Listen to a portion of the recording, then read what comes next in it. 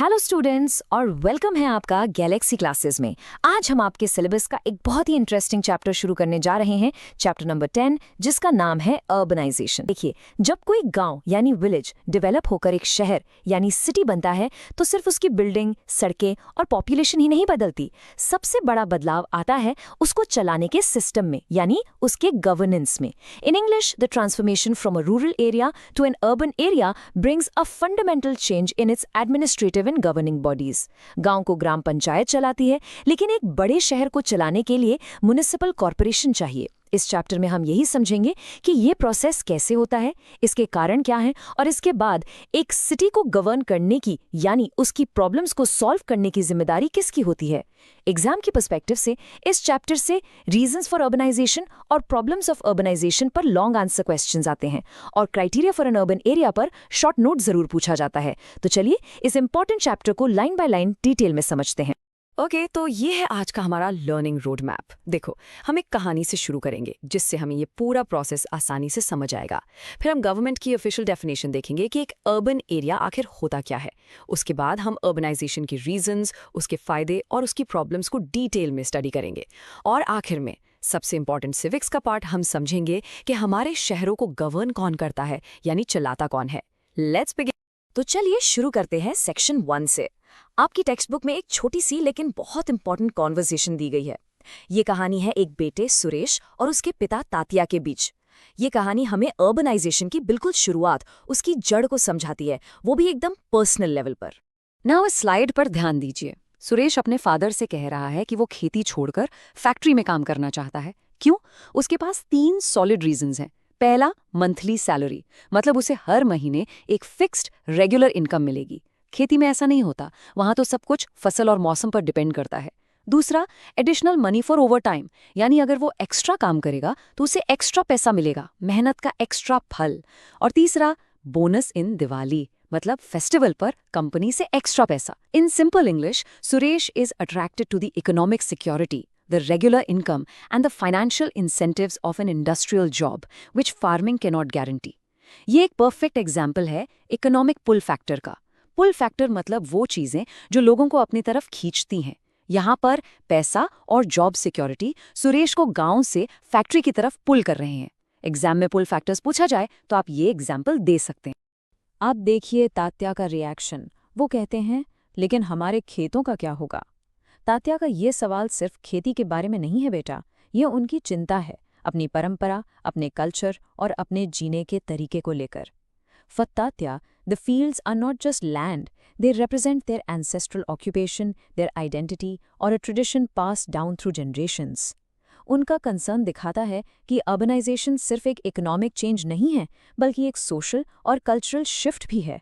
एक जनरेशन, सुरेश, आगे बढ़ना चाहती है और पुरानी जनरेशन, तात्या, अपनी रूट्स को लेकर, अपनी पहचान को लेकर चिंतित हैं। This shows the generational conflict that often happens during development. इसके जवाब में सुरेश अपने फादर को फ्यूचर का एक सपना दिखाता है। वो कहता है कि फैक्ट्री आने से सिर्फ उसे ही नहीं, पूरे गांव को फायदा होगा। कैसे? चलो पॉइंट बाय पॉइंट समझते हैं। पहला, रोड्स विल डेवलप, क्योंकि फैक्ट्री तक सामान लाने ले जाने के लिए अच्छी सड़कों की जरूरत होगी तो सरकार रोड्स बनाएगी। दूसरा, hospital, schools, colleges will come. जब फैक्ट्री में काम करने के लिए लोग आएंगे तो उनके बच्चों के लिए स्कूल्स, उनकी फैमिली के लिए हॉस्पिटल्स भी बनेंगे।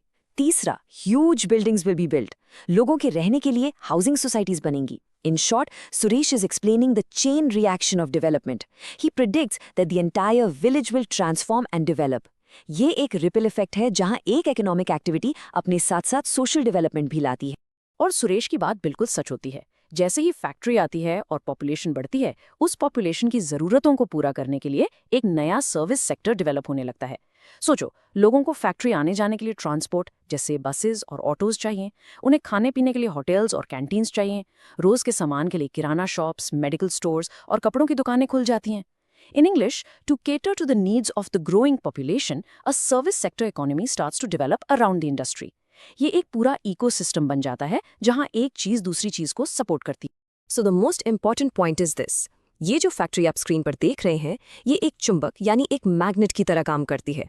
ये आसपास के गांव से लोगों को एम्प्लॉयमेंट यानी रोजगार के लिए अपनी तरफ खींचती है। जैसे लोहा चुंबक की तरफ खींचा चला आता है, वैसे ही लोग जॉब्स के लिए फैक्ट्री की तरफ आते हैं। This process of setting up industries in a region is called industrialisation, और यही इंडस्ट्रियलाइजेशन अर्बनाइजेशन का सबसे बड़ा और प्राइमरी ड्राइवर है। ये वो इंजन है जो एक गांव को शहर बनाने की ट्रेन को स्टार्ट करता है। और अब आता है इस चैप्टर का सबसे इम्पॉर्टेंट सिविक्स कॉन्सेप्ट। जब तक वो सेटलमेंट एक गांव था, वहाँ की बेसिक सुविधाएं जैसे पानी, सफाई, ये सब मैनेज करने की जिम्मेदारी एक ग्राम पंचायत की थी। लेकिन अब जब पॉपुलेशन बढ़ गई है, प्रॉब्लम्स कॉम्प्लेक्स हो गई हैं, तो एक ग्राम पंचायत उसे अकेले मैनेज नहीं कर सकती। So the system of governance has to change. The gram panchayat is replaced by a municipal council for a small town और a municipal corporation for a big city. ये जो बदलाव है from rural local self government to urban local self government, यही इस chapter का core political science connection है। Okay, let's move to section 2। हमने ये तो समझ लिया कि एक गांव शहर बन जाता है, लेकिन गवर्नमेंट अपने ऑफिशियल रिकॉर्ड्स में ये कब डिसाइड करती है कि अब इस जगह को गांव नहीं बल्कि शहर का स्टेटस देना है? इसके लिए सेंसस ऑफ इंडिया ने कुछ बहुत ही स्पेसिफिक रूल्स यानी क्राइटेरिया बनाए हैं। ये क्राइटेरिया जानना बहुत ज़रूरी है, क्योंकि इसी के बेसिस पर वहाँ का एडमिनिस्ट्रेशन और प्लानिंग डिसाइड होती है। बेटा, ये स्लाइड आपके एग्जाम के लिए एक्सट्रीमली इंपॉर्टेंट है, इस पर स्टार मार्क कर लीजिए। 1961 के सेंसस के हिसाब से किसी भी जगह को अर्बन कहलाने के लिए इन तीनों कंडीशंस को एक साथ पूरा करना होता है। चलो एक एक करके समझते हैं। पहली condition, more than 75% of the mail working population in non agricultural jobs. इसका मतलब है कि उस जगह में काम करने वाले हर 100 आदमियों में से 75 से ज़्यादा लोग खेतीबाड़ी नहीं करते, वो दूसरे काम करते हैं, जैसे फैक्ट्री में, ऑफिस में या दुकानों में। This shows the economy has shifted from farming to other sectors. दूसरी condition, population of the settlement is more than 5000। वहां रहने वाले लोगों की टोटल संख्या 5000 से ज्यादा होनी चाहिए। और तीसरी condition, population density is more then 400 persons पर स्क्वायर किलोमीटर। डेंसिटी का मतलब है कि एक स्क्वायर किलोमीटर के एरिया में कितने लोग रहते हैं।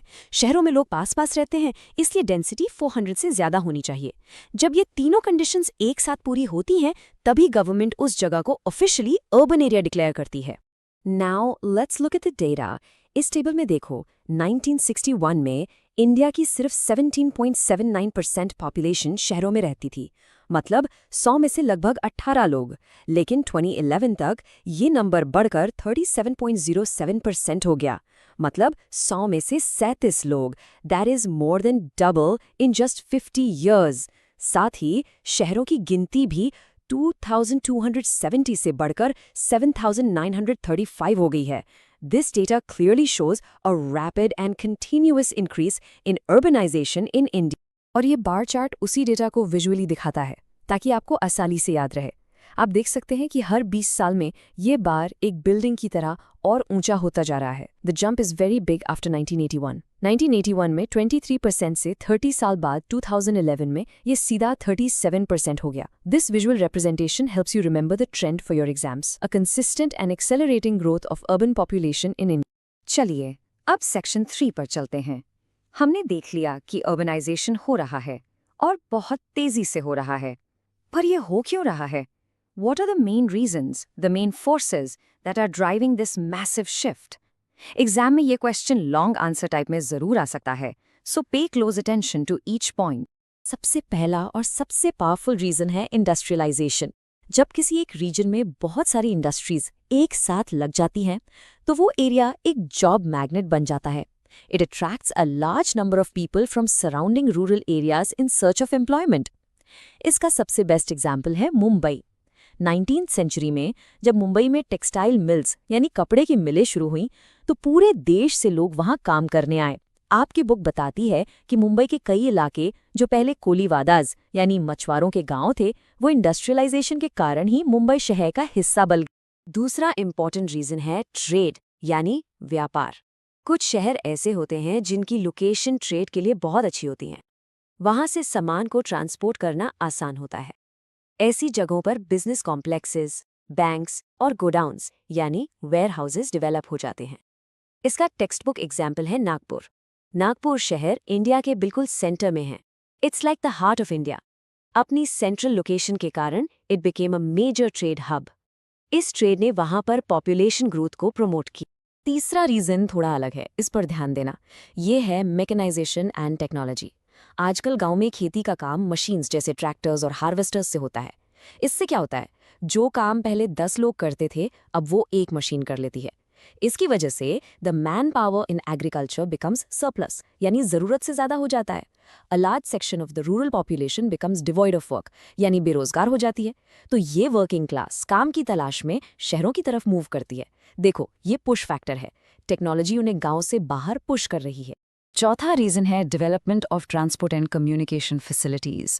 जिन रीजन्स में रोड्स और रेलवेज का अच्छा नेटवर्क डेवलप हो जाता है, वहाँ के छोटे छोटे गांव भी तेजी से शहरों में बदलने लगते हैं।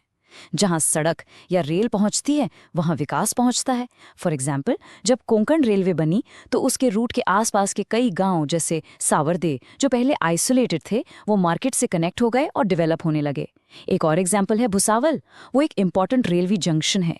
इस एक्सेप्शनल कनेक्टिविटी ने भुसावल को एक छोटे से सेटलमेंट से एक इंपॉर्टेंट टाउन में ट्रांसफॉर्म कर दिया।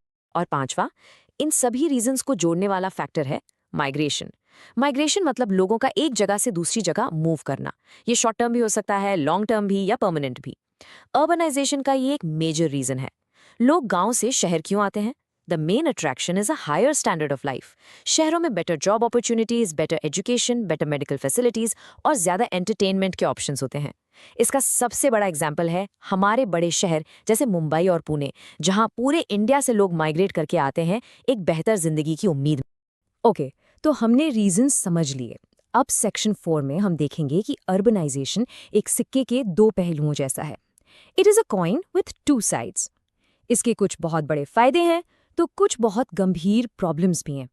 Every development process has its positives and negatives, और हमें दोनों साइड्स को समझना बहुत जरूरी है। ये स्लाइड इन दोनों पहलुओं को साफ साफ दिखाती है। एक तरफ अर्बनाइजेशन के एडवांटेजेस हैं, जैसे सोशल हार्मनी, मॉडर्नाइजेशन और बेहतर अमेनिटीज एंड फैसिलिटीज। लेकिन दूसरी तरफ ये अपने साथ स्लम्स, ट्रैफिक जैम्स, पोल्यूशन और क्राइम जैसी मैसिव प्रॉब्लम्स भी लेकर आता है। Let's explore each of these in detail. पहले एडवांटेजेस की बात करते हैं। First, social harmony. शहरों में अलग अलग स्टेट्स, रिलीजन्स और कल्चर्स के लोग एक साथ रहते हैं। इससे लोगों के बीच एक दूसरे के कस्टम्स और ट्रेडिशंस को समझने का मौका मिलता है, जिससे सोशल हार्मनी यानी सामाजिक समरसता बढ़ती है। Second, modernisation. नए आइडियाज, नई टेक्नोलॉजी सबसे पहले शहरों में आती है। शहर नॉलेज और स्किल्स के एक्सचेंज के सेंटर्स होते हैं। Third, amenities and facilities. शहरों में आपको बेहतर ट्रांसपोर्ट, कम्युनिकेशन, एजुकेशन और मेडिकल फैसिलिटीज मिलती हैं। जैसे आपकी बुक में पुणे का एग्जाम्पल दिया है, which is known as a major educational hub in India. अब आते हैं प्रॉब्लम्स पर। सबसे पहली और सबसे बड़ी समस्या है स्लम्स, यानी झुग्गी झोंपड़ियां। जब शहर में पॉपुलेशन बहुत तेजी से बढ़ती है लेकिन सबके लिए सस्ते घर अवेलेबल नहीं होते, तो स्लम्स डेवलप होते हैं। लोग मजबूरी में स्लम्स में रहते हैं, शौक से नहीं। The migrated people are often economically weak and cannot afford proper housing. तो वो खाली जगहों पर टेम्पररी इलीगल घर बना लेते हैं। यहाँ न साफ पानी मिलता है, न टॉयलेट्स की सुविधा होती है। This is a huge challenge for our cities. दूसरी प्रॉब्लम है ट्रैफिक जैम्स। सुबह स्कूल जाते टाइम, पापा को ऑफिस जाते टाइम, हम सब इससे परेशान हैं। जैसे जैसे शहर फैलते हैं, लोग शहर के बाहर सबर्ब्स में रहने लगते हैं। फिर वो काम के लिए सिटी के सेंटर में ट्रैवल करते हैं। पब्लिक ट्रांसपोर्ट जैसे बसेस और ट्रेन्स बढ़ती पॉपुलेशन के लिए काफ़ी नहीं होता, इसलिए लोग अपने प्राइवेट व्हीकल्स यानी कार्स और बाइक्स ज़्यादा यूज़ करते हैं, जिससे मैसिव ट्रैफिक जैम्स होते हैं। तीसरी प्रॉब्लम है पोल्यूशन। अर्बनाइजेशन का एक डायरेक्ट नतीजा है पोल्यूशन। यहाँ आप देख रहे हैं एयर पोल्यूशन, जो फैक्ट्रीज और गाड़ियों के धुएं से होता है। फिर है वाटर पोल्यूशन, जहाँ फैक्ट्रीज का केमिकल वेस्ट और शहर का गंदा पानी नदियों में छोड़ दिया जाता है। इसके अलावा शहरों में गाड़ियों और कंस्ट्रक्शन के शोर से नॉइस पोल्यूशन भी एक बड़ी समस्या है। ये सब लोगों की हेल्थ पर बुरा असर डालती हैं। और चौथी प्रॉब्लम है क्राइम। गांव से शहर आने वाले हर इंसान को जॉब मिल जाए ये जरूरी नहीं है। Many migrants remain unemployed. जब उनके पास पैसे कमाने का कोई लीगल तरीका नहीं होता, तो कुछ लोग आर्थिक तंगी के कारण इल्लीगल वेज यानी गलत रास्ते अपना लेते हैं। This leads to an increase in the crime rate. इससे शहर की लॉ एंड ऑर्डर सिचुएशन पर यानी पुलिस और जुडिशियल सिस्टम पर बहुत ज्यादा प्रेशर बढ़ता है। तो अब आते हैं चैप्टर के सबसे इम्पॉर्टेंट सिविक्स पार्ट पर। हमने इतनी सारी प्रॉब्लम्स डिस्कस की, स्लम्स, ट्रैफिक, पोल्यूशन, क्राइम।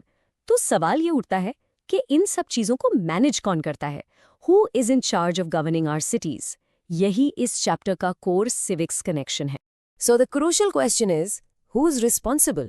कौन है जो शहर के लोगों को बेसिक फैसिलिटीज देगा और इन प्रॉब्लम्स को सॉल्व करने की कोशिश करेगा? इसके लिए हमारे कॉन्स्टिट्यूशन ने एक पूरा सिस्टम बनाया है जिसे हम अर्बन लोकल सेल्फ गवर्नमेंट कहते हैं। और वो सिस्टम ये है, जैसा हमने पहले डिस्कस किया था, ये सिस्टम सेटलमेंट के साइज के साथ इवॉल्व होता है। जब एक सेटलमेंट विलेज होता है तो वहाँ ग्राम पंचायत होती है, लेकिन जैसे जैसे पॉपुलेशन बढ़ती है और वो टाउन या सिटी बन जाता है तो गवर्नेंस की पावर म्यूनिसिपल काउंसिल या म्यूनिसिपल कॉरपोरेशन के हाथ में आ जाती है। जैसे मुंबई के लिए बीएमसी है, पुणे के लिए पीएमसी है, दिल्ली के लिए एमसीडी है। These are powerful elected bodies. तो इन म्यूनिसिपल कॉरपोरेशंस का काम क्या है? उनका काम है सिटीजन्स को बेसिक एमिनिटीज यानी सुविधाएं प्रोवाइड करना, जैसे साफ पीने का पानी सप्लाई करना, शहर की सड़कों को बनाना और मेंटेन करना, सीवेज नेटवर्क यानी गंदे पानी की निकासी का सिस्टम मैनेज करना, स्ट्रीट लाइटिंग लगवाना, शहर की प्लानिंग करना और लोगों के लिए पार्क्स और गार्डन्स बनाना। ये सारी जिम्मेदारी अर्बन गवर्नमेंट की होती। अब इन सभी पुरानी प्रॉब्लम से डील करने के लिए गवर्नमेंट ने एक नया मॉडर्न अप्रोच अपनाया है, द स्मार्ट सिटी मिशन। इस मिशन का मेन एम है टेक्नोलॉजी यानी आईसीटी का यूज करके शहरों की प्लानिंग और मैनेजमेंट को बेहतर बनाना। फॉर एग्जाम्पल, टेक्नोलॉजी यूज करके ट्रैफिक को मैनेज करना, ऑनलाइन सर्विसेज प्रोवाइड करना ताकि लोगों को ऑफिस ना आना पड़े, या सीसीटीवी कैमरा से सिक्योरिटी इंप्रूव करना। It's about using technology to make our cities more liveable. तो चलिए अब जल्दी से एक फाइनल रीकैप कर लेते हैं। इस सेक्शन में हम इस चैप्टर के सारे इंपॉर्टेंट पॉइंट्स को एक बार फिर से रिवाइज करेंगे ताकि आपको एग्जाम के लिए सब कुछ अच्छे से याद हो जाए। हमने सुरेश और ताटिया की कहानी से शुरू किया, फिर हमने अर्बन एरिया के 3 ऑफिशियल क्राइटेरिया सीखे जो एग्जाम के लिए बहुत इंपॉर्टेंट है। उसके बाद हमने अर्बनाइजेशन के 5 main reasons, industrialisation, trade, mechanisation, transport and migration को डिटेल में डिस्कस किया। We also compared the pros and cons of city life. और फाइनली हमने समझा कि शहरों को गवर्न करने का काम म्यूनिसिपल कॉर्पोरेशंस का है। ये कुछ की टर्म्स हैं जो आपको अपने आंसर्स में ज़रूर यूज़ करनी चाहिए। Urbanisation, migration, gram panchayat, municipal corporation, amenities, slums और सोशल हार्मनी। अगर आपने अपने आंसर में ये वर्ड्स यूज़ किए तो फुल मार्क्स पक्के हैं। Using these keywords will show the examiner that you have understood the concepts deeply. इस डिटेल्ड एक्सप्लेनर के बाद आई एम श्योर कि आप इस चैप्टर से आने वाले किसी भी क्वेश्चन का आंसर आराम से दे सकते हैं। आपने हर टॉपिक को, हर लाइन को बहुत डिटेल में एग्जाम्पल्स के साथ समझ लिया है। So be confident, study well and you will do great in your exams. All the best from Galaxy Classes. This lesson was brought to you by Galaxy Classes, created only for study and concept clarity.